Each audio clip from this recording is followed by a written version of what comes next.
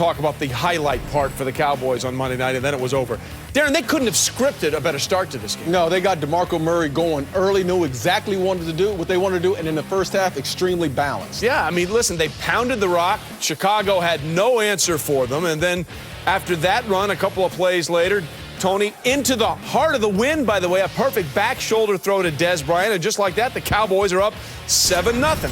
Even when they got down early, 14-7, they actually stuck with the run. It's Murray one more time for 11 yards. He had 99 yards at the break, 18 carries, $146. Later in that drive, great play call. Counter action going the other way. Jason Witten sneaks in for the touchdown that tied it at 14. But, Lewis, this drive at the end of the first half really summed up the Cowboys' issues with managing a game. Yeah, you know what? I mean, here you have some incomplete passes. The clock keeps getting stopped. They don't really run the football. People are dropping passes, and what winds up happening is you wind up giving the ball back to the Chicago Bears with a chance for them to go ahead and score, which really deflates a team. Especially when you know the Bears are going to have the ball to start the second half. The one thing you want to do is make sure, if nothing else, you bleed the clock at the end of that half. That allowed that Alshon Jeffrey touchdown, and then they got the ball to start the second half. Darren, you got to make plays when the plays are there. You know, Orlando Scandrick's a guy that has to make that play on the end zone. If you're getting beat down the way they're getting beat down, here another one, Carter, you got to catch those balls that come to you. You got to make a stop. The Cowboys made 0 stops in this game. They didn't force a punt. They didn't get a turnover. This one by Sterling Moore was overturned on the holding call by Brandon Carr. The only time the Cowboys stopped the Bears all night was when the Bears knelt down at the end of the game. Not a single stop defensively for the Dallas Cowboys. And then McCown and a targeting call that's so easy on Orlando Scandrick. Jerry Jones not happy after the beatdown. Basically, we'll have to make some adjustments in what we're doing defensively. What that usually means is taking more risks on defense. But if you're going to have the kind of nights we had like tonight, or certainly down in New Orleans, then you got to take some risks. I'll assure you that we'll be doing some different things up against Green Bay. But I think the hope is in turnovers. We've got to probably involve more risks. This is just Coach Jones talking here. I say this tongue-in-cheek, but we've got to take more risks and try to get more turnovers and give us a chance to get some possessions. We'll digest those comments in a second, but let's take a look at the Cowboys' defense by the numbers. They've allowed over 5,500 yards through 13 games. That's the second most in NFL history. Only the Saints last year, who set the mark, allowed more. They led the NFL in first downs, allowed 25. That's the second highest by any team since the AFL-NFL merger of 1970. Only the 81 Colts, who, by the way, went 2-14, allowed more at 25.4. For the second time this year, they didn't force a punt.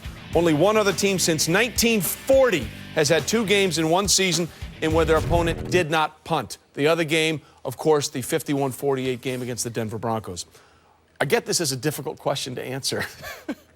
What do you see as the Cowboys' biggest problem right now? And, Lewis, it's interesting to hear Jerry Jones say we need to take more risks.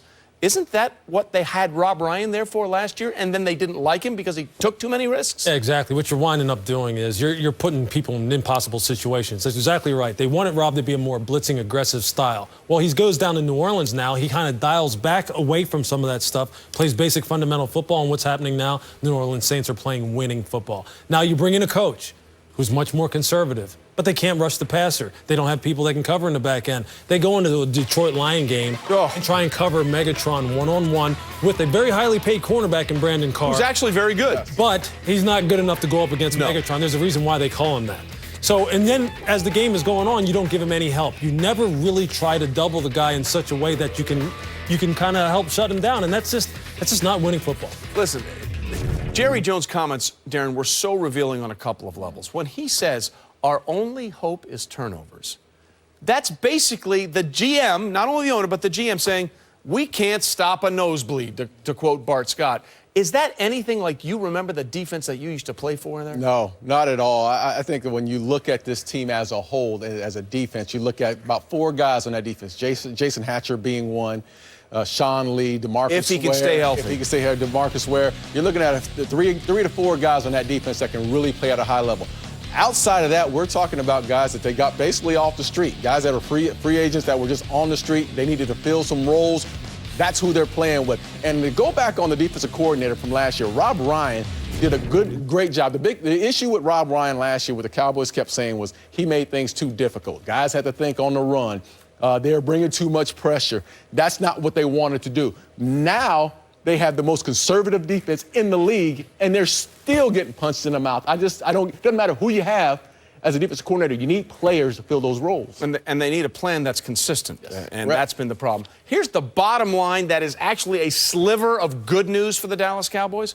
All they've got to do is find a way to stay within one game of the Philadelphia Eagles. Stay within one game, because those two meet to decide the end of the regular season, Week 17 at Jerry World. And if they're one game back and they win that game, they get the division by virtue of the sweep. But after watching that defensive performance on Monday night, hard to think that that's even a remote possibility. As for more bad news for the Cowboys, linebacker Sean Lee had an MRI Tuesday after injuring his neck Monday night against the Bears. The test showed no structural damage, ESPN's Ed Werder reports, and Lee expects to play Sunday against the Packers. Outside linebacker Bruce Carter, meanwhile, is probably out with a strained hamstring. Well, with the loss, the Cowboys are now one game, as we said, behind the Eagles for first in the NFC East. They are two behind the wildcard leaders in Carolina and San Francisco. And how about those pesky Arizona Cardinals? They've won 5 of 6 and themselves are just one game out of the wild card picture. Meanwhile, last year's NFC